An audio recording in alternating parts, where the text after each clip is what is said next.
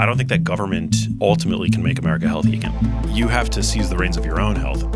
We're essentially programmed from birth to crave foods that are rich in sugar and fat. Having a healthy diet, hitting your protein target every day, resistance training consistently, getting good sleep. I mean, those are the heavy hitters. That's it, man. If you can't eat lean, eat clean. There's different parts of the internet and different echo chambers you can jump into that preach this one-size-fits-all diet. This is not a one-size-fits-all game. And anybody who's trying to tell you that it is almost 100% of the time trying to sell you something. We need to have informed consent so that you can weigh the consequences versus the benefits, risk versus benefits, right? If you're trying to chase perfection, you're going to fail because perfection doesn't exist. There's 4 big killers that I want to go through here. It's heart disease, Alzheimer's, dementia, type 2 diabetes, and cancer. What can we do to prevent each of these? That is a great place to start. So, what's going on, everybody? Welcome back to the episode of Travis Makes Friends podcast. Today on the show, I'm making friends again with my buddy Max Lugavere. Max is a New York Times bestselling author of Genius Foods, Genius Life, Genius Kitchen. He also hosts the podcast, The Genius Life, which is always in the top charts, especially for health and fitness. He's a health and science journalist focused on brain health, nutrition, and longevity. And really, it's just cutting through all the BS noise online and actually providing helpful nutrition things that are actually, going to work for you and stuff, which is really beneficial. So Max, what's up, dude? Welcome to the show. Thanks for having me. I was going to say, this is like your 3rd time on the show, but I think this is your first time since it was rebranded to Travis Makes Friends. And also first time in person. Oh, yeah, that's true. Yeah. The first 2 were, Zoom. I think the first one was like 2018, 2019. It was like right after one of your first books came out, I think. Yeah, it was a while ago. I remember recording in my kitchen at the time. And so it's good to be here from Lifetime Fitness to... Right. Yeah, exactly. That was what it was. I was like, I didn't realize that you were in Vegas now. I ran into you at the gym a couple of times. Yeah, I've been spending a lot of time in Vegas. My family recently moved here. I still live in Los Angeles, but my brothers, my dad, I got 2 baby nieces. Got to come out and see the nieces. Yeah, exactly. And it's not that bad of a drive. And if I don't feel like driving, there's Jet Suite X, which makes it really easy, JSX which sounds bougie. The best. It is the best. And I travel with my cat. I have a cat, Delilah, who I love. I don't travel everywhere with her, but I don't want to. Yeah, when you come to Vegas to visit family for 2 weeks. When I come to Vegas to visit my family, I bring my cat Delilah with me, and so I do go the extra mile. I do pay the extra fee. It's not that expensive, considering what you're getting, but to fly JSX because. I just can't even conceive of bringing her to the airport. That just sounds like torture. So. No kidding. Yeah, for both of you. Yeah, exactly. Yeah, JSX is the shit, dude, because it's not even, it's more expensive to fly first class Delta than it is to fly JSX, from what I've found, for the most part, especially if you're going Vegas, LA, or San Francisco, or San Diego. There's even an airport now in Carlsbad, which is really useful for a lot of people in the northern San Diego County. So I mean, it's what, $400 or something like that. They do kind of screw you with the pet fee though. It's $100 each way. Oh, really? Yeah, which is kind of annoying. I don't know why they do that for a little cat if it's under my seat, but no, it's great. You roll up to the airport. It's like a hangar 20 minutes before the flight. And it's just easier for all involved. Yeah, absolutely, dude. No, I appreciate you taking the time while you're out here to come back on and talk a little bit. Let's dive in, dude. The one thing I wanted to make sure that we kind of check off the list before we do anything else is creatine. So I'm not just saying this because you're here. You are one of the people that I followed the most during my health journey, because I was an athlete growing up and then didn't do that for a period of time. Got married, got injured, stopped playing basketball, and then blew up. I went from 195 to 250 in a year and a half. Whoa! So I still got stretch marks and everything on me just to prove, on my Never would have thought. Wow. So I from that point forward realized that the deficit in my knowledge was not really on the exercise piece as much as it was on the nutrition side of things, and so it was kind of this desire to figure this thing out because it was one of those moments where it finally hit me where I was like, do I want to be fat for the rest of my life? Answer's no. Hey guys, Travis here, and I'm interrupting my own conversation to talk to you a little bit about the obvious, which is that you can clearly see this channel is starting from scratch. So based on a few external factors and some things internally with our team, we decided to basically move all of our long form content over to one YouTube channel. So our remaining channels that we've had existing for a long time. We're putting all of our shorts content over there, but this channel is going to be reserved for all of our long form stuff. So if you've enjoyed this conversation so far and you like this type of content, please be sure to hit that subscribe button. We could use all the love we could get, all the likes, the comments, the subscriptions over here on this channel, and I will personally get back to each and every one of you that comments on any of the videos on this channel. Shoot me a message, shoot me an email, travis@travischappell.com. I will get back to you personally. You can shoot me a DM on Instagram if that's easier, at Travis Chappell. Either way, we're just trying to build this community and build a channel that is helpful for all of you. Whether that's for the education standpoint, some of the health and fitness experts that we bring on, or some of the comedy people that we have a good time with. We just want to make this the most valuable channel that we possibly can for you. So hit that subscribe button, like, comment on this video, and we'll chat real soon. So it's never going to be easier to get unfat than when I'm in my 20s and I'm a dude and I have no kids and all these other things. So I start like researching, learning more about these things. But I immediately get sucked into this like diet culture where there's different parts of the internet and different echo chambers you can jump into that preach this one size fits all diet. And usually it's because they're selling something related to that diet on the back end. But when you're first just looking for information, you're eager to take it from whoever's willing to give it to you, especially if they're in better shape than you are. So I start consuming information from all these different people, and then I just beat my head against the wall for the next 4 years, yo-yo dieting, just going from like, I never got up to 250 again. That was egregious and ridiculous, and I didn't realize it was happening until like one day I finally was like, I can't deny this anymore. I had to buy a pair of 38 pants. That was what did it. Damn. So I was like, all right, got to get this under control. Go through this whole thing. I'm fluctuating between 200 and like 220, 205, 230, 225, 215, like just up and down all over the place. Can't get it dialed in.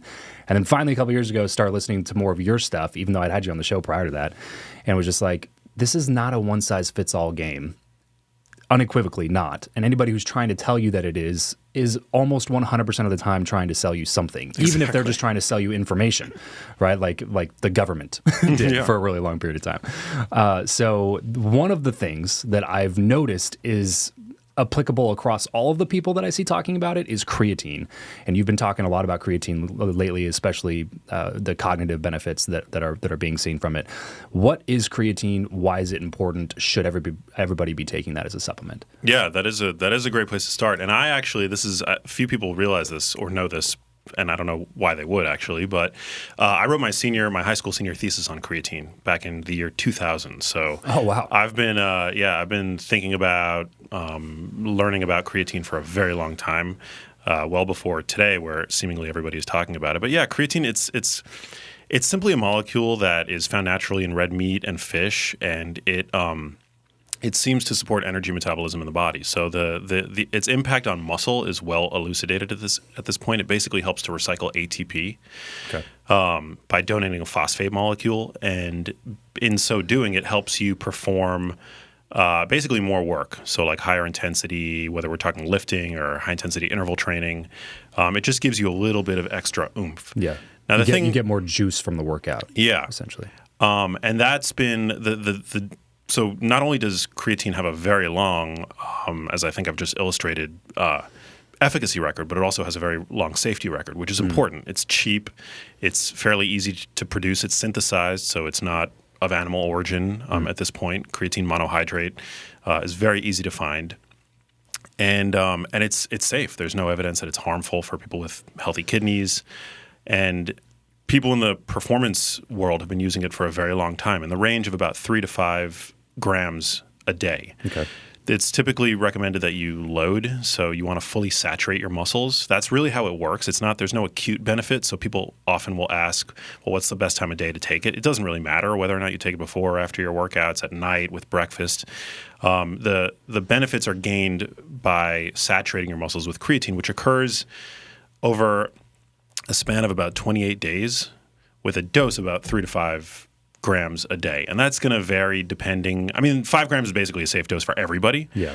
But obviously depending on body size, how much muscle mass you're carrying, you could hypothetically get by with less, about 3 grams, for women, for example.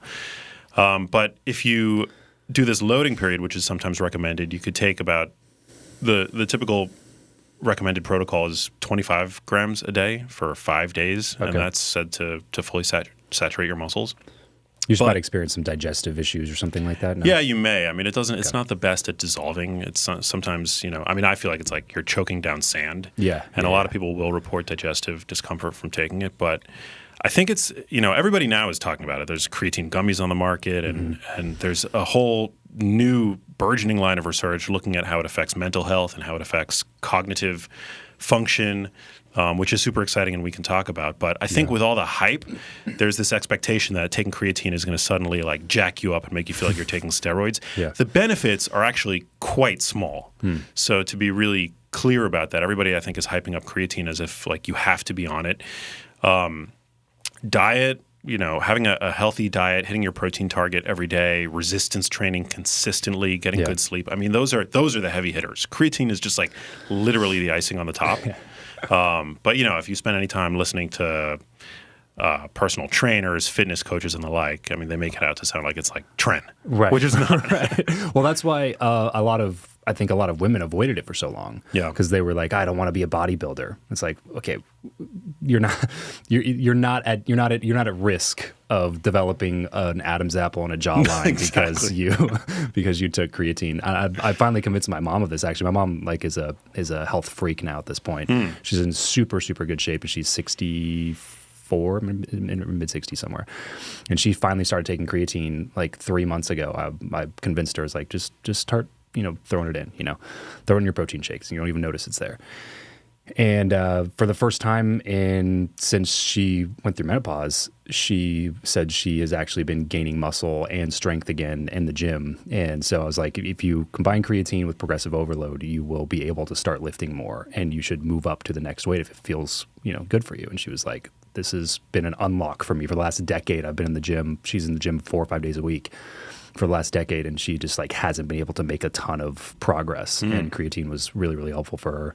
That's awesome. Yeah. I mean, we produce creatine endogenously. Like we are red meat, right? So cows don't supplement with creatine. Sure. How is it that creatine ends up in their skeletal muscle? Well, we produce it endogenously, and actually there is some thinking that creatine might be even more beneficial for women because women produce less of it endogenously compared to men. Because of muscle mass?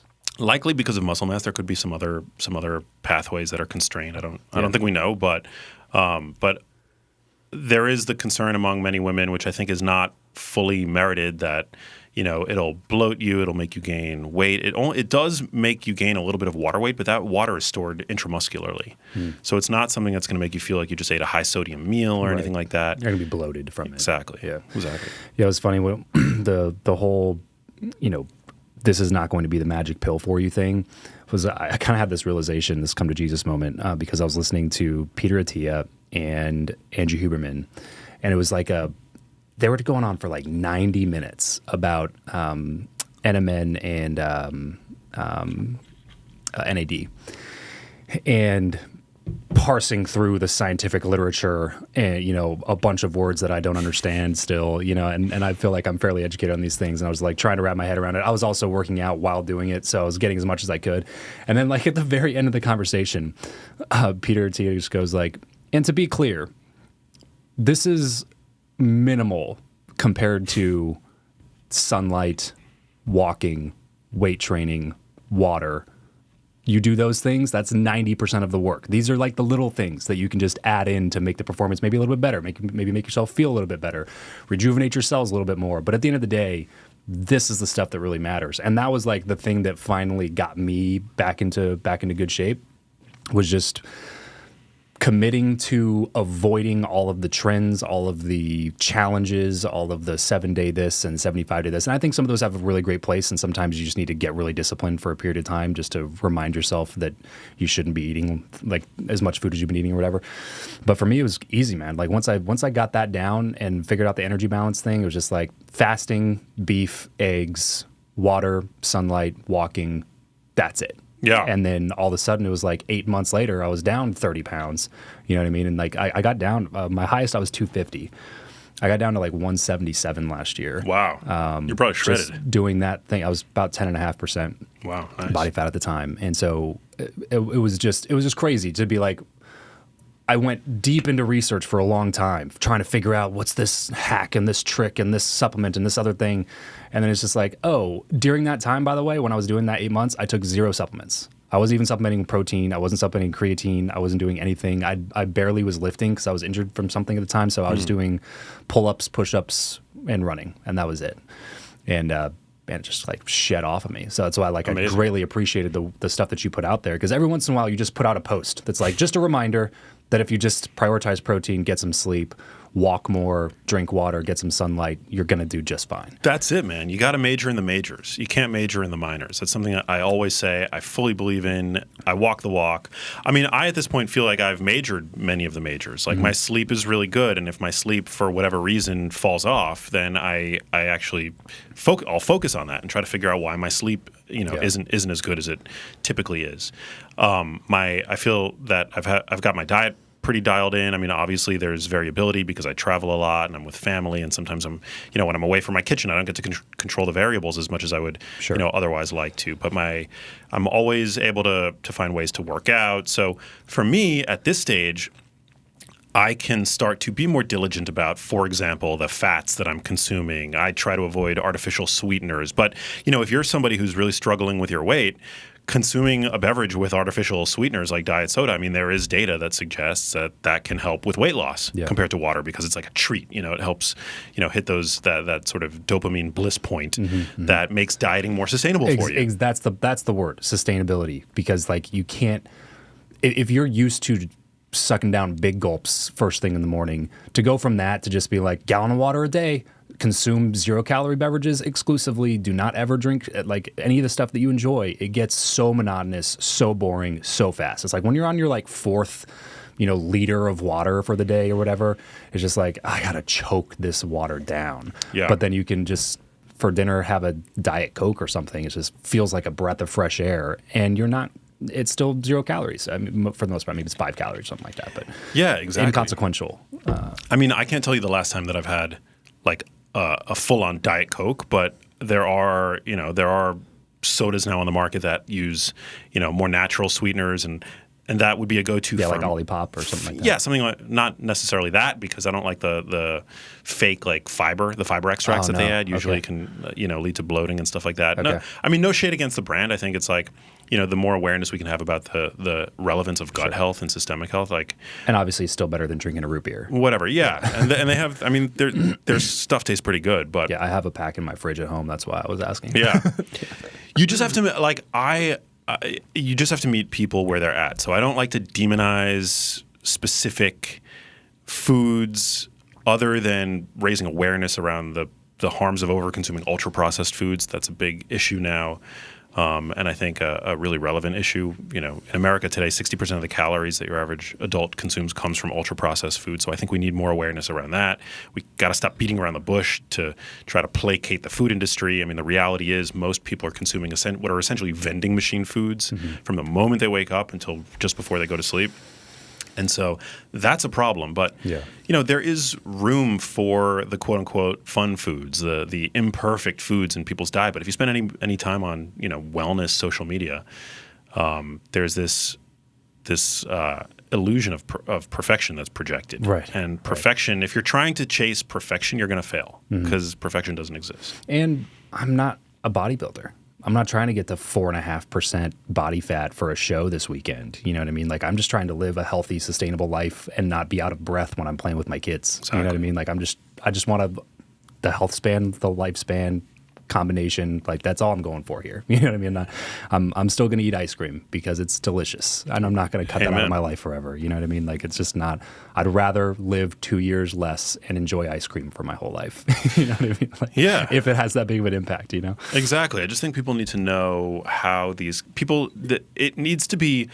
We need to have informed consent. I think about everything in life, about our jobs, about financial choices we make. Like, informed consent is really important. You don't want to make a decision without the full breadth of information so that you can weigh the consequences versus the benefits, risk versus benefits, right? And so, yeah, with something like ice cream, of course, enjoy your ice cream, but just know that ice cream is a hyper-palatable food. And we're essentially programmed from birth to crave foods that are rich in sugar and fat. Yeah. in salt in some cases. Yeah, you can tell with the serving size about how like how terrible it is in terms of like caloric intake. Because like we had some ice cream in the house probably, I mean, I don't know, maybe like a week ago, and I looked at the serving size. It was like 2/3 of a cup or something like that, and I was like, you're not even going to go round up to the cup because that you want to keep the calories to a certain like palatable, first look thing when you're picking it up in the grocery store. Like, 230 calories, not bad. Throw it in the cart. It's like, yeah, but that's 2/3 of a cup. Nobody's eating 2/3 of a cup of ice cream. You're going to have at least 3 servings whenever you eat it. Exactly. And that's why I kind of appreciate, and no affiliation with Halo Top, but I appreciate what they've done. They've acknowledged, like, most people are inclined to eat the pint. Right. Which is natural because, like, again, it's a hyper-palatable food. It's comforting. And so they just lay out the full calories of the pint right there on the front. Yeah. And I think other brands are now following suit and doing the same thing. Yeah, sure. Well, listen, man, there's 4 big killers that I want to go through here, and just kind of talk to you about, from a preventative standpoint, nutrition standpoint, what can we do to avoid some of these things? So it's heart disease, Alzheimer's, dementia, type 2 diabetes, and cancer, 4 big killers. What can we do to prevent each of these? Is there anything that is for all 4? If not, let's start with heart disease and just kind of work our way through the list. Sure, yeah. I think first of all, it's important to lay out up front. I'm not a medical doctor, and my specific area of focus for the past decade has been brain health. So as we've discussed on my previous appearance on your show, appearances, I got into this because my mom had a form of dementia called Lewy body dementia, and that sent me down the rabbit hole. I became obsessed with trying to understand everything I could about the condition, and all of the myriad lifestyle factors and variables that might increase or decrease one's risk for that condition. And Lewy body dementia is a bit rare. It's more niche.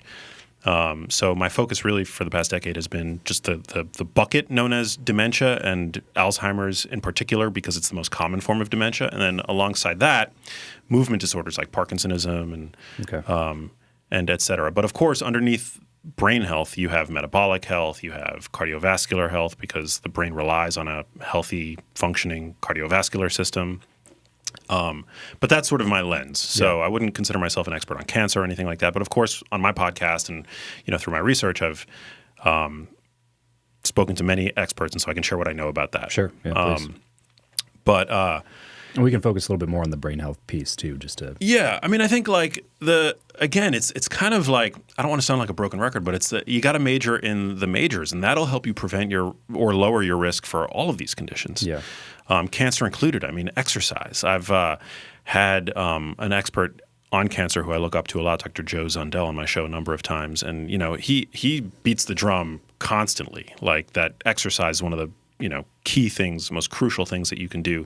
Not being obese and exercising regularly is one of the best things that you can do for cancer prevention. Also consuming dietary fiber, adequate fiber, really important for the prevention of colon cancer, it seems, colorectal cancer, breast cancer. Wow. There seems to be a connection, yeah.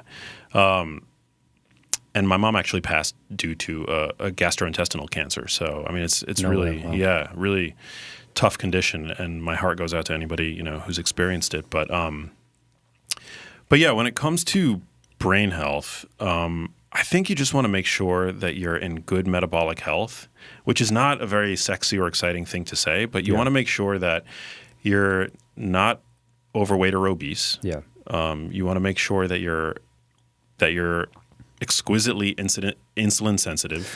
That was one thing I wanted to drill down on a little bit. Of all the takeaways from Peter Attia's book Outlive, probably the number one for me was how insidious of a disease diabetes is and how it affects. I mean, isn't Alzheimer's dementia kind of referred to sometimes as type 3 diabetes too? Like it all kind of correlates to your body's ability to regulate the sugar in your blood, right? Yeah. So type 3 diabetes is a moniker for Alzheimer's disease that was coined by a neuropathologist at Brown University named Suzanne de la Monte.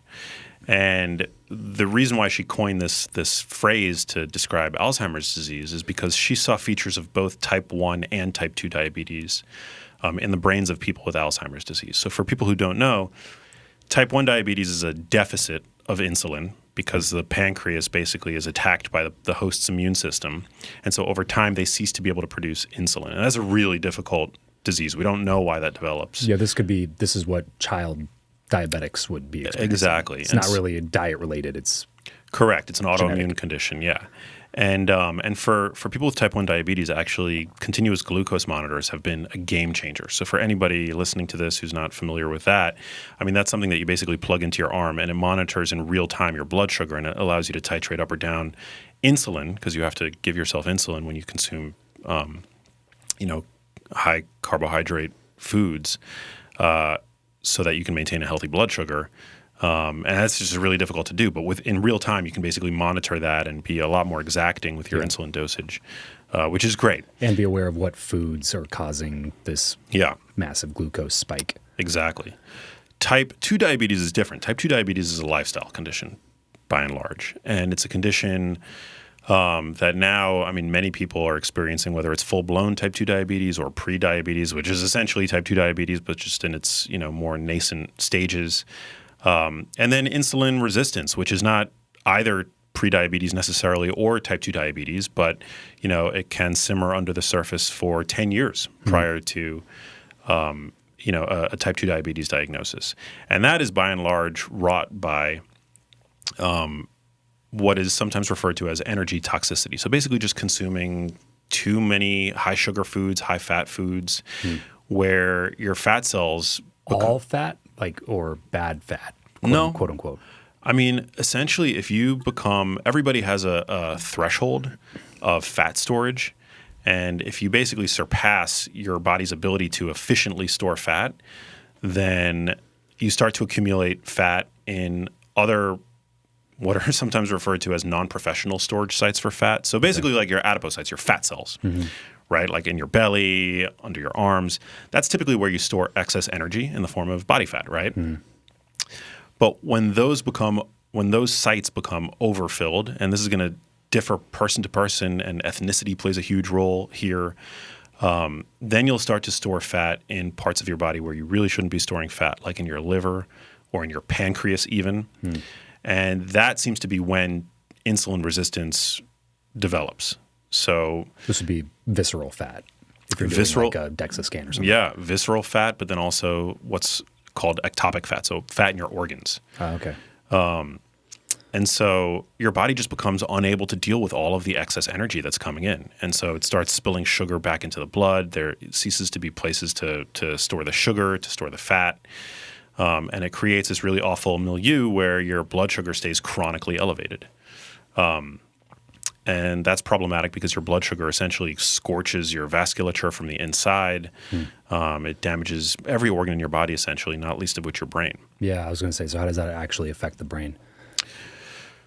Well, the brain is fed blood and nutrients and antioxidants and whatever it needs to survive. It's fed by this network of small vessels, small blood vessels that if you were to take out of your head and stack end to end would stretch, I think, something like 400 miles long. So like this incredibly, intricate network of blood vessels. That stuff blows my mind. I don't understand how that's even possible. No, it's crazy, but that's why vascular dementia. So, vascular issues often will precede cognitive decline, but it's generally always going to be there. So vascular dementia is super common. It's the second most common form of dementia, and it's basically caused by like mini strokes. Okay. So people sometimes are familiar with the symptoms of a stroke, or at least they should be, which is like a full-blown, like a major blockage in the brain. But vascular dementia occurs when you get these more, these smaller blockages that lead to a more subtle cognitive decline. And so you just want to make sure that you're taking care of your blood vessels. And the reason why blood sugar is so harmful is because it basically it damages your blood vessels. It glycates your proteins. Like your body's made of protein, so glycation is a form of damage when sugar bonds to a protein molecule. And so that's essentially why, or one of the reasons why type 3 diabetes, this hypothesis that Alzheimer's is like a form of diabetes of the brain, is gaining traction, because if you have type 2 diabetes, then your risk for being diagnosed with Alzheimer's disease increases by 2- and 4-fold. Wow. Yeah. That's not small. Which is, that's a big jump in risk, right? Yeah. Is there without preaching a one size fits all diet, is this one of the benefits of being in ketosis as well, because your brain starts using ketones or breaking down fat cells for energy rather than using glucose? Ketones, that's a little bit. So the whole thing about ketogenic diets is that it's a ketogenic diet is not necessary for maintaining insulin sensitivity, nor is it necessary for regaining insulin sensitivity. But the reason why a ketogenic diet is very relevant in the context of Alzheimer's disease is because in Alzheimer's disease, the brain struggles to generate energy from glucose. Okay. So the brain is a massive energy consumer. It takes up only 2 to 3% of your body's mass, but it accounts for about 25% of your basal metabolic rate. So it's like it's constantly generating energy, with about a fourth of every meal you eat is being used to create ATP in the brain. But in the setting of Alzheimer's disease, the brain struggles to generate energy from sugar. And so ketones, what's important about ketones is that they sort of provide a backdoor fuel supply. Yeah. Essentially kind of like the glucose is getting bounced from the entry of the bar. Yeah. Right? And so ketones just walk right through. They can walk right through, yeah. Okay. So last I checked, the brain's ability to generate energy from ketones is completely undiminished by Alzheimer's disease. Now, in Alzheimer's disease, so I'm not saying that ketogenic diets are a cure or anything like that for the condition, but there are a handful of studies that suggest that ketogenic diets or ketogenic therapies like, MCT oil or MCT oil-based products might help in some small way to keep the lights on, so to speak, in a brain that's basically losing its ability to generate energy. Yeah. And the earlier you start, the greater the effect seems to be. But in late-stage Alzheimer's disease, it's just the burden of pathology is so stark that there's little hope. But a ketogenic diet isn't even required to prevent Alzheimer's disease. There's no data on that, but the data does suggest that it does provide this sort of alternate fueling pathway, sort of like a hybrid car. Yeah. Like if you're driving around in a Prius and suddenly the gas line goes out, like hypothetically you could still run for a certain distance on the battery. Sure. But before you run out, yeah. Yeah, it's not gonna. You're still half the car is not functioning properly, right? Yeah, it's not going to be, like you said, it's not going to be a cure, but it could potentially help diminish the effects at some point. Exactly. Why was this gate-kept information? You did an entire documentary about dementia and Alzheimer's and things like this, and you found that one of the most cited research papers was essentially fraud, right? Yeah. So talk me through that, and then also we'll get into why you think this is happening. Yeah, so Alzheimer's disease for a very long time, actually since it was first named in 1906 by physician Alois Alzheimer, as it were, it was a condition that was primarily thought to be caused by the accumulation of a plaque in the brain called or formed by this protein known as amyloid beta. Okay. And misfolded proteins that go by another name, tau. And that's because back, in the rudimentary days of medicine, before we had imaging, before we had more precision diagnostic capabilities, the only way to really diagnose Alzheimer's disease would be to open up the brain of a cadaver who had passed from it, and they would visually see these plaques and tangles in the brains of people who passed, along with widespread neuronal death, so actual shrinkage of the brain. And so that became it was kind of like, it would have made sense, right? That you see these plaques, like plaque on your teeth, and that became the boogeyman associated with the condition. So for decades, the mantra was, well, we've got to get rid of this plaque, and in so doing, we'll be curing the disease.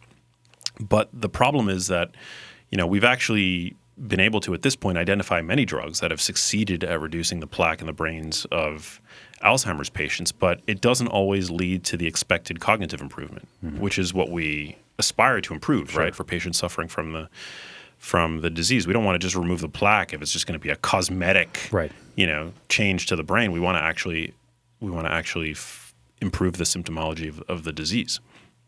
And on top of that, amyloid is naturally produced in the brain. So it's not necessarily a pathologic like protein. It's something that we all produce, and there's a degree of accumulation that occurs in all of us. And that doesn't necessarily correlate to impaired cognitive function. So over time, there were many holes that were starting to appear in this so-called amyloid hypothesis. And the field was starting to lose faith that this was the proper sort of route to go down until a paper was published in the year 2006 by a researcher by the name of Sylvain Lesny, who seemed to have identified the specific subtype of amyloid that when injected into a mouse gave them profound cognitive deficits. So this paper basically was like, see, we've proven that you inject amyloid specifically into the brain and it leads to these this profound cognitive impairment. Amyloid is the bad guy. And so that basically renewed faith in that hypothesis that at that point was starting to wane. And subsequently, that paper has been cited thousands of times in the medical literature, billions of dollars spent, renewing faith in this so-called amyloid hypothesis. But what turned out to be the case, revealed in Science Magazine about 4 years ago now, was that 2006 paper, which was published in Nature, by the way, which is like, if you get published in Nature as a scientist, it's like winning an Academy Award. Yeah. It's a big deal. Super high impact factor journal. Which is why it was cited so many times. Exactly. And what turned out to be the case, discovered by a Vanderbilt researcher named Matthew Schrag, was that paper was completely fraudulent. So it was basically a Photoshop job, and it was faked. For what purpose? Well, amyloid it's a very druggable hypothesis, right? Like because there are drugs now that are seemingly able to get the body's immune system to turn against this plaque and to actually lead to a marked reduction in plaque burden in the brain. They're known as monoclonal antibodies, and people might be familiar with lecanemab or aducanumab. The problem is they lead to a incredibly modest improvement in cognitive function, if at all. But on top of that, they lead to significant side effects like brain bleeds and brain swelling and sometimes even death. Wow. So lots of risk, minimal benefit, and but it's a very druggable hypothesis, right? And that's where a lot of the money to do this research comes from. I mean, some comes from the NIH, which comes from the government, but some, a lot comes from pharma. Yeah. And nonetheless, Alzheimer's drug trials have a 99.6% fail rate. So it is sort of like the holy grail of drug targets, right? Like if you can find a drug that's actually going to work and reduce this plaque burden and improve cognitive symptoms, I mean, that's like a multi-billion dollar proposition. It's like Ozempic. Yeah. So it's just, you got to follow brain. follow the money trail. And it's not too dissimilar to the war that's been waged against cholesterol over the past couple of decades. I'm not saying that cholesterol is irrelevant to heart disease, but according to the sort of pharmaceutical model of heart disease, it's like it is the holy grail because it's like it's so druggable. I mean, we have drugs on the market that are worth billions of dollars that are very effective at reducing cholesterol. I had a doctor on, it's actually probably a couple days ago, and he was telling me that the minimum level of LDL was like 250 in like 1975 or something like that. And in that period of time, the last 40 to 50 years, it's all of a sudden now 200. And he was talking about how it's a direct correlation to prescribing just more gets statins. Lower and lower and lower. Yeah, right. To tell people like, well, you're technically in range of having high cholesterol. So avoid, this literally just happened to me. My doctor told me I had high LDL. And I was like, well, what would you recommend doing about that? And she, avoid beef, avoid eggs, and things like that. And I was just like, God, that just sounds so wrong to me. I can't imagine that this is the solution, is to just stop eating all of this really good food.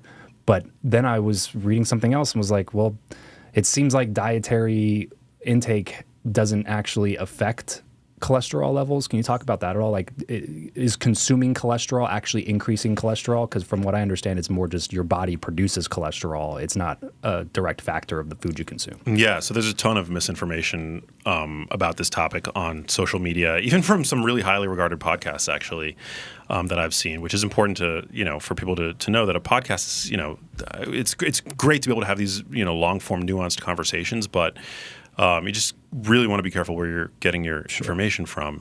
Dietary cholesterol for a long time was thought to impact blood cholesterol significantly, and that stems from animal studies. Really early on, they would feed rabbits, I think, really high cholesterol diets, and they would see their cholesterol levels skyrocket. But rabbits are herbivores; they're not anything like humans, and so nonetheless, for a long time, it was thought that dietary cholesterol, and also the name, obviously, it's the same name, right? Same word that we use, so it's kind of it can be confusing to consumers. But what we now know is that cholesterol in your food has very little impact on cholesterol in the blood. Your liver produces every cell produces cholesterol, but your liver produces by and large the vast majority of it in your body, and it is. Your liver will titrate it up or down depending on how much cholesterol is coming in. Okay. But dietary cholesterol in general is not very, for lack of a better term, bioavailable. So you only absorb about 15% of the dietary cholesterol that you ingest. And for most people, it has very little impact on your blood cholesterol. If you go from a zero cholesterol, like say a vegan diet, to eating, an omnivorous diet, you will see an increase in your blood cholesterol, but usually that'll taper off as the liver and other tissues start to sense that we've got cholesterol coming in, we can produce less of it. So there is like a degree of homeostasis that the body tries to maintain. Imagine that. Now there are some people who are hyper absorbers of dietary cholesterol, but that's like a minority. I think it's about 15% is the proportion. So what should you do? Like, is that even something that I should be super concerned with? I forget the exact level, but it was barely into the range, so it was probably barely over 200 or whatever the minimum range is. Is that something that I'm looking at that I have to be like, I gotta taper this down, or? Well, again, I'm not. Caveat. Not medical advice, but for me personally, I would not be concerned with that if all of my other biomarkers were good. So, heart disease is multifactorial. If my blood pressure was high, like that would concern me. Okay. Blood pressure is actually super important, and it's also really important for brain health. So you want to make sure that you are not hypertensive, and that can directly promote atherosclerosis. Okay. So you want to make sure that you've got a healthy blood pressure, and by eating potassium-rich foods that are rich in magnesium. Sodium is not necessarily the boogeyman to our blood pressure that we once thought it was. Okay. It's about the context. It's about how much potassium are you consuming. There's a balance that needs to be met. So I would look at that. I would look at my insulin sensitivity. I would look at my visceral fat. I would make sure that I don't have any of the indicators of metabolic syndrome. So you want to make sure that your HDL is good. You want to make sure that you don't have visceral fat. You want to make sure that you have low triglycerides. You want to make sure that your blood sugar is healthy. Yeah. That's all crucial. And then if my cholesterol were in the high range of normal or even just beyond it, I personally probably wouldn't be too concerned. Although I would. That as its own individual factor outside of the other things. Yeah. And then the caveat to that would be I would also look to the sources of saturated fat in my diet because much more so than dietary cholesterol, saturated fat can have an impact. But it's about what saturated fatty acids am I consuming? Where am I getting them from? So right now, a lot of people, for example, are talking about beef tallow, right? Beef tallow is like this trending topic in the wellness sphere. And beef tallow is like an added fat that is about 50% monounsaturated fat, but it still has a pretty significant proportion of saturated fats. Also, lard is another one of them. If I'm, putting beef tallow on everything and, on a daily basis eating French fries fried in beef tallow, well, that's like a source of saturated fat that's probably having an impact on my LDL cholesterol that I don't need to be consuming. I'm not afraid in any, way, shape, or form of saturated fat that's naturally found in whole foods. But when looking at something like beef tallow, that's not a whole food. So we just want to, I think, always sort of extracted from a whole food. Yeah. Yeah. Also, it's like over-consuming fruit juice. Exactly. It's kind of like that. Yeah. It's like, eating an orange is good. I talked about something the other day. I actually got lit up on TikTok, and I was like, okay, whatever. You guys don't understand this. And it took me a while too. But that was it was because it was one of the first things that I was okay with getting rid of in my diet, where I started realizing like, this is a lot of calories to drink 8 ounces, 16 ounces of fruit juice. And I don't really care to do that. But you start looking at like, it strips the fiber from the fruit and makes the fructose worse in your blood system. If you wear that glucose monitor, you'll probably see a pretty big spike in glucose after drinking a cup of juice, because it's the sugar from 5 oranges in one glass rather than just consuming an orange. And when was the last time you ate 5 oranges in 20 minutes? Yeah, it removes the whole self-limiting aspect of fruit, and that is the fiber. And yeah, that's the satiety of consumption even. Exactly. You can just mainline that fructose directly into your bloodstream when you're drinking it in a cup like that. Exactly. So yeah, so I think like saturated fat from whole foods, like red meat, like I think red meat is great. You can opt for lean red meat. The idea that all red meat is fatty meat, I think that's like a complete myth. Like you can find lean cuts of meat. Should you? Like avoid ribeyes, go more whatever, New York sirloin? I think it depends on what your goals are. If you're going to eat a fatty cut of meat like a ribeye, I mean, indulge if you want to, but just know that it's fatty. It's providing an excess of calories, and if it's a ribeye that has come from a grass-fed, grain-finished cow, then it's going to be excessively fatty, because we feed cows from our industrial food system. We feed them in a way to essentially fatten them up to make them more palatable and cheaper to produce. But if you were going to eat a ribeye, for example, from a 100% grass-fed, grass-finished cow, then I wouldn't be concerned about that, because the fatty acid profile is much healthier. And in the fat of grass-fed, grass-finished animals, you also get an abundance of antioxidant phytonutrients, which most people actually would be a mind-blowing concept, I think, to most people, that you get a significant amount of plant antioxidants in the fat of a grass-finished cow. Yeah, well, it starts to make sense when you realize that, animals are essentially storing nutrients from plants in their meat and fat. Exactly. They do it for themselves. Yeah. So when we cook them up and eat it, we get all the benefits of doing that. And by the way, as do we. That's why I'm not a carnivore. That's why I think, eating an abundance of whole, unprocessed plants, eat the rainbow. So, as is often said, I think that there's lots of benefit to that. Yeah. Yeah. But yeah, saturated fat, I think, has really been unfairly maligned over the past couple of decades. When it comes to whole foods, I think there's really no need to fear them, because also, a steak is not just a bunch of protein and saturated fat. There are lots of really important micronutrients in that steak. And also the question that nutrition researchers always struggle with is what is that food going to be replaced with? Are you going to stop eating red meat for fear of cardiovascular disease and replace it with a bunch of ultra-processed crap? Yeah, chips. Yeah, that's a big problem. Steak is incredibly satiating, and so we need to kind of reckon with that. Yeah, I think it was on your podcast, actually, where I heard somebody say that, maybe it was Stan Efferding, I forget who it was, but said that beef is the only real superfood, or red meat is the only real superfood, or something like that. I think that was on your show. Yeah.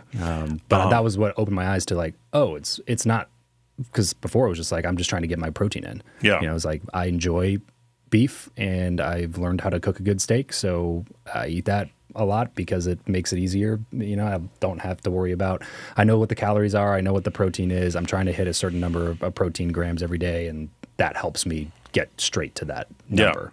Yeah. But then it was there's also a lot of other reasons to do this, a ton of micronutrients that I was completely unaware of.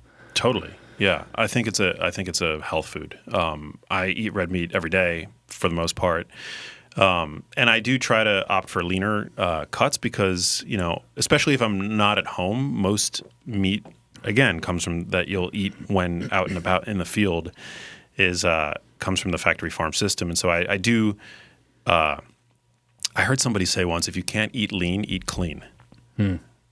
So, which I think is like pithy but it's smart. Like Sure. if you don't know where the meat's coming from, also because animals tend to store toxins in their fat. Many toxins are fat soluble. So you just want to make sure that you're opting for lean. You're saving a bunch of calories in so doing. And also, like, red meat is still going to have fat. Like, it's not a fat-free food. So that's generally my approach. Yeah, and then when you're eating out too, you're going to get a 20-25% bump in calories just from excess oils that they're cooking and things like that, right? Yeah. Oh my God, it's a big problem. Eating out, all your food is drenched in butter or oil. I mean, butter if you're lucky, actually. Usually canola oil. Just like really cheap oils. But 3% of the saturated fat that your average, this is a nutrient that, again, we've maligned over decades, but 3% of the saturated fat that your average American consumes comes from meat excluding mixed dishes. Oh, wow. So to put that another way, like steak per se only provides about 3% of the saturated fat that your average American consumes. The vast majority of saturated fat that your average American consumes comes from what are referred to as mixed dishes. So burritos, lasagna, pizza, often cheese, dairy products, desserts, things like that, custards. That's where the vast majority of saturated fat comes from for your average American. Processed meats, perhaps. And so that's why when you look observationally, it is very easy to find links that clearly exist. It appears to be the culprit. Right. Yeah. Between saturated fat intake and poor health outcomes. Because again, the vast majority of saturated fat that your average American consumes comes from crap foods. It's sort of like the grip strength as it correlates to longevity was one of those things that they were looking at, but it was like, well, it's not necessarily having a strong grip that makes you more likely to live longer. It's the fact that the people that do have a stronger grip tend to be the people who are in the gym, exercising more, doing these certain activities. They were probably going to, have better odds of living longer. Exactly. It's a proxy. Saturated fat is a perfect proxy for somebody who is more likely to smoke, more likely to live a sedentary lifestyle, more likely to drink, more likely to eat junk food, and the like. But that's where the limitations of these observational large population studies become plainly apparent. It's that, it's not necessarily the saturated fat. It's that it's a proxy indicator for somebody who's, and also like you have to remember that saturated fat was demonized for the past couple of decades. So for somebody who's saturated fat avoidant, I mean, that's probably a health conscious consumer. And so you just want to, and it goes both ways, like people who eat more vegetables, fruits and vegetables, more whole grains, like obviously are going to have better health because those are people who clearly are health conscious if they're eating whole grains regularly. I always use this example of quinoa. Like if you know how to pronounce quinoa, chances are you are somebody who has, a degree of health consciousness that your average consumer in America does not, right? If you're regularly consuming it, I mean, you're probably more likely to exercise, be in a Pilates class or a yoga class or whatever now and then. But it's not necessarily causal that it's the quinoa or the whole grain consumption or even the fruit and vegetable consumption that's leading to, these great health outcomes that we tend to see associated with these foods, right? And that's why we need to look more closely at the hierarchy of evidence. We need to look at, biological plausibility, randomized control trials, all that stuff. We can't just look at observational data to either demonize or exalt various foods. There needs to be plausibility there. Well, now, too, all of a sudden, nutrition's become political, which is a weird thing to see, where people are demonizing things like protein because it's part of alpha bro culture, or they're demonizing certain things just because it came out of RFK's mouth, which is it's just such a wild thing to see. It's insane, especially when you consider like the main people that have like kind of pushed this out there. You look at obviously Trump, and then you look at RFK, you look at Rogan, you look at Elon Musk. All these people are former lifelong liberals. You know what I mean? Like they were all formerly over here, and now in one election cycle, it's all of a sudden just like, well, that lifelong Democrat Kennedy, like he's a Kennedy. It's like he's they were the Democratic Party for a long time.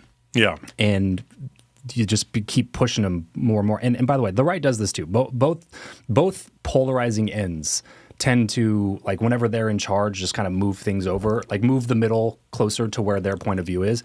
Just like right now, it's clearly obvious to see that the left is winning that game. Like it's like a constant game of tug of war. You know, it's like that ribbon in the middle just like constantly gets pulled over here or gets pulled over here and pulled over here. And right now it's gotten so far to the left that even people who've been lifelong admittedly progressives are just like, what is happening? Yeah. How did protein become political? Exactly. This makes no sense. Why is this, like, why, in your opinion, do you think this stuff is happening? And what can we do to try to prevent it without trying to be political? That's the whole thing. This is not a political podcast. Yeah. I don't like talking politics. I try to stay away from it. It puts me in a negative headspace more than it actually helps me.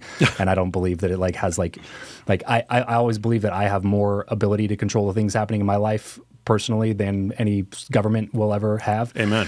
But so I try not to talk about it. But then you try to talk about things like this and people see it and they go like, oh, and that's Make America Healthy Again, which is basically Make America Great Again, which means you're a fascist and a racist and a homophobe. And it's like, I'm just talking about eating more protein. Exactly. That's all. Exactly.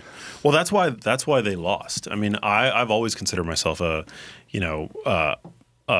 liberal-leaning progressive, but I am absolutely not a 2025 liberal. Yeah. Like I'm just not. The antics of that side of the aisle and the mainstream media perfectly illustrated with this is, our high protein diet's now MAGA. I mean, it's just become just laughably sad and I think ultimately harmful. Like, because people, like somebody like you or I will read an article like that from Vanity Fair that posits that this high protein craze is some extension of the Make America Healthy movement or the or God forbid MAGA. We read those headlines ironically and will maybe get a chuckle out of it. Mm-hmm. But actually, I think those headlines can do real harm because there are people who will take them seriously and disregard all of the many benefits of prioritizing protein in your diet because of this, illusory association that it now may have with health, MAGA or MAHA or whatever, which it doesn't. It's literally just, this is, I think, people that have kind of seen the way that things have been for the past couple of decades and especially over the past 5 years, where Americans are just continually gaslit and shoehorned into this one sort of way of living or being or thinking. Identifying. Yeah. And I think it's just, COVID was really the straw that broke the camel's back. Sure. Yeah. And so for me, I think it's really important to get this information out, to get it out to anybody who will listen across party lines. But, the mainstream media is going to do what the mainstream media is going to do. I mean, it's like just this week, Time Magazine came out with the 100 best, most influential podcasts of all time. I was that yesterday. Yeah, and love him or hate him, I personally love him, but Joe Rogan was nowhere to be found on that list. It's insane. That's like trying to say, here's the top 100 basketball players of all time and leaving off Michael Jordan. Exactly. It's like the dude who invented the sport, basically. Exactly. Who put it in the household of every American is like not on the list? What are you talking about? This is so obviously incorrect and so obviously biased that I'm not... It just makes me question everything else that you put out ever. Exactly. It just makes me go like, well, I don't know if that's true. Because you would even put a Rogan on top 100. It'd be one thing if it was like top 5, right? Dude. Like you could maybe subjectively leave Rogan out of the top 5, sure, like depending on who you are.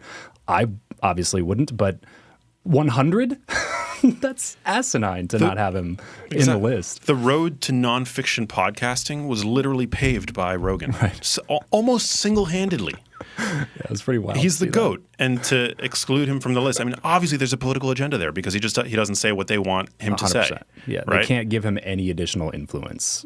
Crazy. And the wild thing to me is like, after the election, you see all these talking heads who were just shocked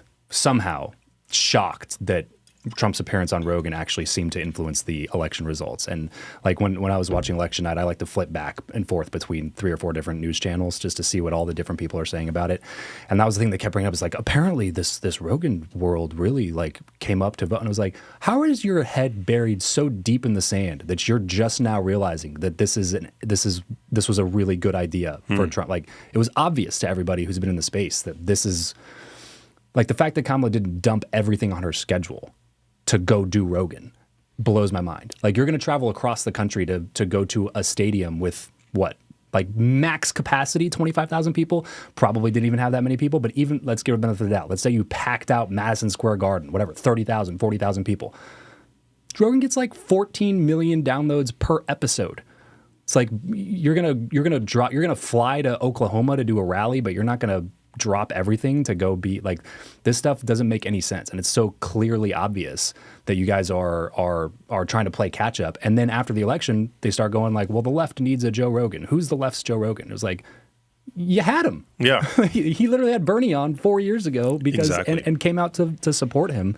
But like, you just keep pushing and pushing and pushing and pushing and then calling people names when they don't immediately fall in line. Or like, God forbid he tries ivermectin, which is something that's been used for humans for a really, really, really long time. And then all of a sudden he's taking horse dewormers and he's a crazy person. It was like, you guys are doing this to yourselves. Nobody's doing this to you. Yeah, it's crazy. It's totally insane. And I think that the public is just not as dumb as the mainstream media thinks they are. Yeah. That's the only, I think, viable explanation for this. Yeah. And that the public has woken up. And I think it's a great thing. And that's why, you know, these dinosaur legacy media channels are struggling. And they are struggling. Yeah, well, you see people losing their jobs left and right, man. Like like night shows and whatever, right? Colbert's gone. You know, Don Lemon's gone. What's his name? Governor of New York's brother, whatever his name is. He's you know, all the people that were like the main people. They're like cycling through everybody now. It's just like, well, that's not going to fix the problem. No. The problem's coming from the messaging from the higher ups because, you know, their biggest donors are the people who directly benefit from spreading the misinformation. The biggest people sponsoring those news networks are the people who are the pharma companies that are directly benefiting from vaccine schedules, directly benefiting from giving a pill to prescribing a pill that they know is never actually going to solve a problem. And then you have people at the end of their lives that are taking 23 different pills on a daily basis. It's like, we have no idea what the chemical mixture of those things are doing in the body because it's impossible to know. There's like however many ingredients per pill, and then you multiply that across the variables of these 18 pills that they're taking. Like, this is a soup of chemicals that you just have running around in somebody's body, and but then you want to stop the information that helps them prevent getting to this stage. It just seems so clear to me that there's somebody pulling the strings behind the scenes, and that we as the American people have to actually take personal responsibility, or you know, because we can't rely on those sources anymore, like our grandparents maybe did. Yeah, that's why I think, you know, the Make America Healthy movement is at the end of the day going to be a bottom up. It has to be a bottom-up approach. I think people need to arm themselves with knowledge and do what they can in their lives with their loved ones. I don't think that government, you know, ultimately can make America healthy again. I think it's Agreed. I think it's, you know, incredible. We're now seeing Dr. Marty Makary, who now heads up the FDA, was saying that, you know, they're in the process of revamping the dietary guidelines. I think that's great. But we can't kid ourselves, you know, to wrongly believe that Americans ever followed the dietary guidelines. They didn't really. That's not to say that the dietary guidelines don't have an impact. They certainly do have an impact, but you have to seize the reins of your own health, and that level of accountability, I think, is really important and can be really uncomfortable for people. But at least now, you know, we're at a point where we can talk openly about these kinds of, you know, dietary and lifestyle interventions. And I think when publishers like Vanity Fair come out and try to pin high protein, you know, this interest in protein, which can be you know, linked to GLP-1 and the success that these GLP-1 drugs are now, you know, seeing and the you know, incredible revolutionary results that we're seeing in those trials. I think that people are just, you know, you can fool some of the people some of the time, but you can't fool all the people all the time. And I think we're now in the midst of a reckoning. Ultimately, I think it's a beautiful thing. I agree too. Yeah, I think it'll be like we'll see some of the lagging effects of it. You know what I mean? Especially as like older generations who've trusted mainstream media their entire lives, like they don't. Like the first time, like I've been a podcaster for 8 years. The thing that got like my parents listened to a podcast was when Trump did Rogan. You know what I mean? It's like that aversion to these newer sources of information is going to be deeply seated in the minds of people who are a part of that older generation. Like the next couple of decades, as like Gen Z kind of comes up and they're raised in this culture of getting the majority of their information from podcasts and at least fact checking it, or listening to Max and then listening to Joe and then listening to this other 6 people and then formulating their own opinion. Like ultimately, that's what it is, and that's why it's tough, because the answer is you will have to work. Yeah. If it's not a one size fits diet, a one size fits all diet, if it's not a one size fits all approach, then you have to do the work to figure out what's going to work best for you, and then block out all the noise once you figure out what it is. Exactly. It's like you figure out what it is, and then you start sharing out with people, especially if you do it online in a public-facing way like we do. You start getting all this attack from all these people that are just like, that's terrible. Or even the fruit juice thing, just like, don't listen to these guys. You know, like, this is stupid. It's fruit juice. It's not that bad. It's like, okay, I'm not saying that it's terrible or that it's going to cause cancer. I'm just saying that, like, there's something to be aware of that you maybe not have thought of before. You know what I mean? But at least people are getting the information, and then you are going to have to do the work to be able to decide what to do with that information once you get it. Yeah. It's not up to anybody else. No, it's really not. I mean, I take a very active interest in my health. I take a very active interest in the health of my loved ones, the people around me. And I take a very active interest in the health of my listeners and people who follow me on social media. Yeah. And I recognize that not everybody is that my content's not going to be for everybody. You know, some people don't want to listen to anybody unless they have an RD after their names or a PhD after their names. And that's fine. Like, I'm not here for you. But I know what the level of suffering that I saw in my own life due to chronic disease and due to, myriad variables, whether it be nutritional misinformation or which definitely played a role in my upbringing, because, in my house we didn't have butter in the fridge. We had margarine. We had corn oil by the stove at all times. My mom was always afraid of eating eggs and eating red meat.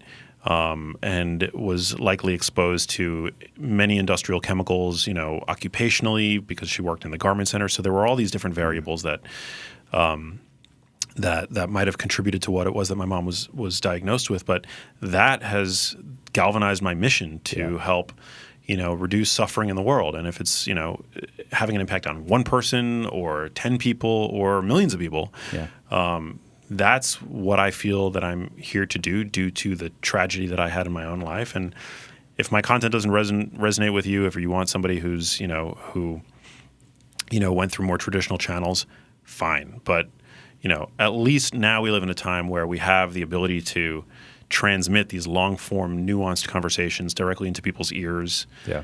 There are no more gatekeepers, and I think that's ultimately a net positive, right? Like, information wants to be free. And it always has. Yep. And I think that truth does not back down from questions. Exactly. Last thing, and I'll let you go, man. You started a venture fund recently with your brothers. Tell me about that. Yeah. So super exciting stuff. I'm not like a money expert or anything like that.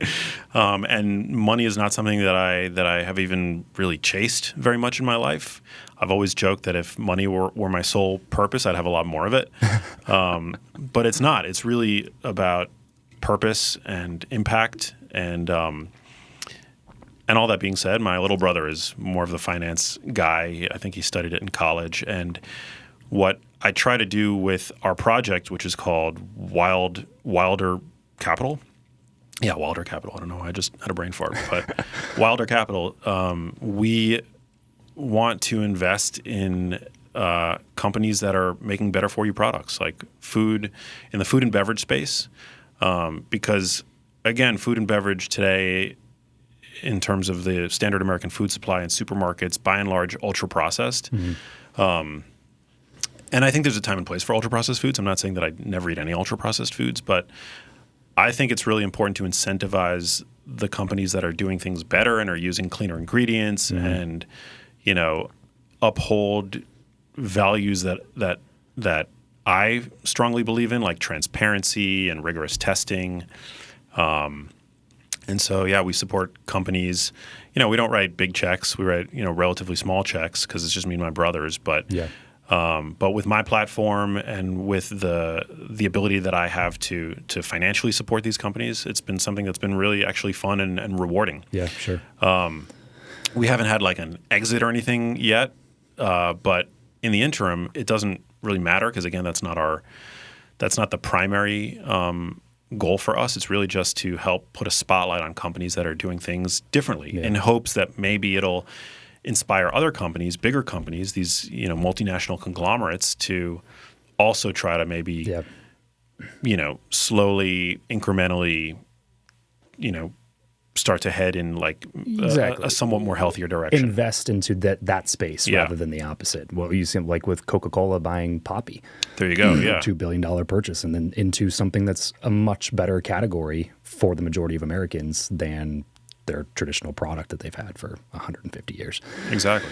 So yeah, it's like, people are always going to eat ice cream, right? Yeah. And like, I'll eat ice cream now and then, but if you can make an ice cream that has like somewhat healthier ingredients, has a little bit greater transparency, maybe it has a little bit of protein added to it to make it somewhat more satiating than traditional ice cream has been.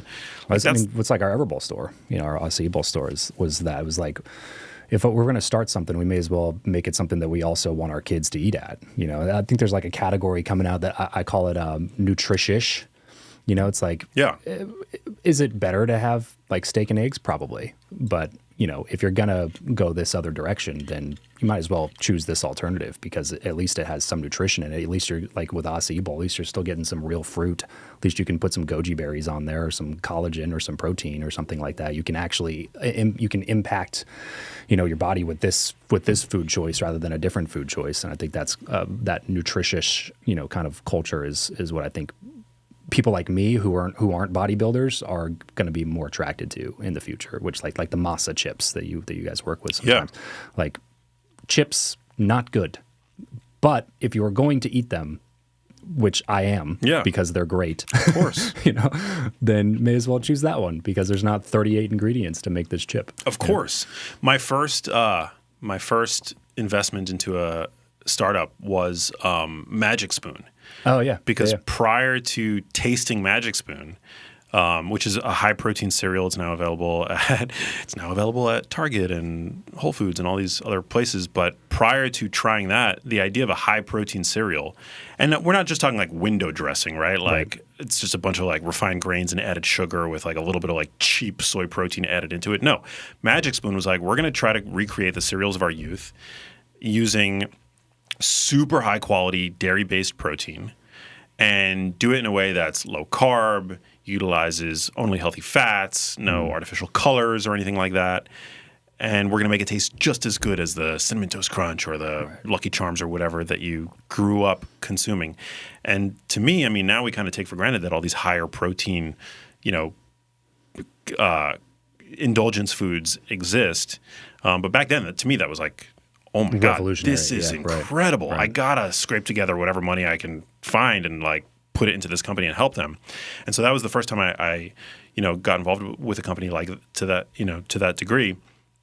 And yeah, I'm not at all involved day to day. I'm very passive, but it's cool. Like it's cool having like a slate of, products that I can be proud of, that I can bring into my own house, feel good about. Yeah, you replace that with cereal and replace the milk company you guys invested in too that has like higher protein milk, lower sugar milk. It's like, well, just doing that, just getting rid of the Fruit Loops and regular milk and replacing it with protein milk and protein cereal, you're on a better track. Exactly. It's not going to solve all your problems. And again, it's probably better to have eggs for breakfast for the most part, but we got to indulge sometimes. So, exactly, dude, I appreciate you doing this. I gotta get you out of here. I know I took up a little bit too much time. Actually, lost track of time there. So I apologize to the producer. But before we take off, man, what are you working on right now? Where should people go find you and learn more about what you got going on? Yeah, so if you listen to podcasts, I host the Genius Life podcast, and I'm super active on Instagram and X. And I've got 3 books out: Genius Foods, The Genius Life, Genius Kitchen. Yeah, very easy to find me. I got lots of work out there, lots of free offerings, my books if you want to support. And yeah. Love it, dude. Drop a note. Appreciate you, Max. Not just saying this, everybody listening or watching, this is one of the guys that I point to the most. Like whenever everybody asks me about my weight loss journey or anything, or people to follow or information to consume, I always point them over to Max because I think he just provides objective material that allows you to form your own decisions at the end of the day while focusing on the main things, which is always going to be the biggest needle mover for everybody watching, listening. So, Max, thanks for doing this. Everybody else listening, tuning in, remember to leave every relationship better than you found it. Catch you the next episode. Peace out.